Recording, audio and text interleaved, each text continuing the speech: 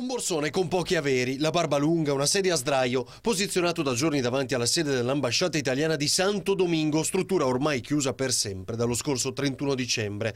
È la disavventura di un salzanese di 59 anni, Giovanni Orti, prima preso a calci e rapinato da alcuni delinquenti in strada e poi abbandonato dalla polizia locale senza alcun aiuto o consiglio. La storia del veneziano raccontata nei giorni scorsi da 2 testate locali, ecco l'articolo di Diario Libre e Listin Diario, periodici domenicani, perché quella presenza silenziosa e per nulla polemica ha fatto incuriosire più di qualcuno.